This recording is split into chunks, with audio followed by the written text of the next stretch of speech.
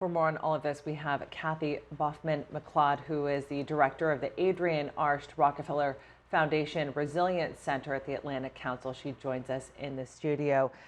Kathy, part of what you do is finding solutions to climate change. I understand your center is trying to accomplish some of those goals by the year 2030. What are some of the ways that you are trying to affect change? There are examples all over the world of positive things that people can do in their communities to reduce the impacts of climate change and the floods and the fires and the storms that we're seeing. And so we're focused on those solutions that work on the ground, that have evidence that tell us that you can do them, and to work to scale them all around the world as quickly as possible.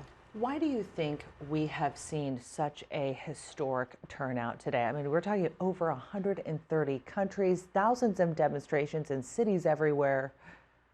It is a turning point in climate history. Today is marking the day where the awareness of it, the action around it, the demand from youth, from kids, it will be a day in history. And I think the reasons are the clarity of the science, the clarity of the impacts. It's not a scientific report. It's your family. It's your business. It's everything that we do every day, and it is impacted, and it's happening more and more intensely and more frequently, and it's hard to deny it.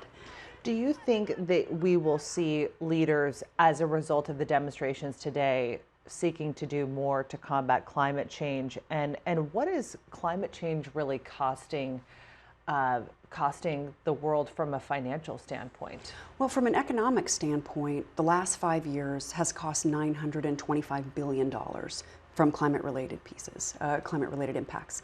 And then when you think about the lives and livelihoods, the International Federation of the Red Cross put out a report yesterday called The Cost of Doing Nothing that says by 2030, we'll be paying $20 billion a year.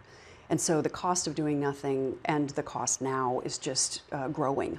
And so it's time to address it. And I think the answer to your question is yes. So you have said before too, it's not enough just to throw away our plastic straws. The issue is fossil fuels. What fundamentally needs to change about the way we as humans live our lives?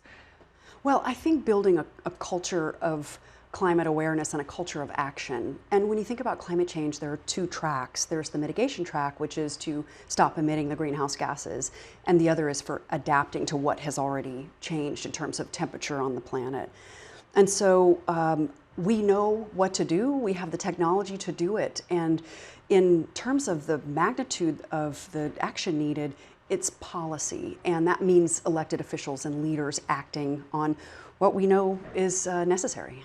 Well, we are certainly seeing this crop up as a topic among the 2020 presidential candidates. It's an issue that's very, very important to voters, which is great to see. Kathy Baughman McLeod with the Atlantic Council, we really appreciate you being with us. Thank you very much. Thanks for us. It's nice to be here.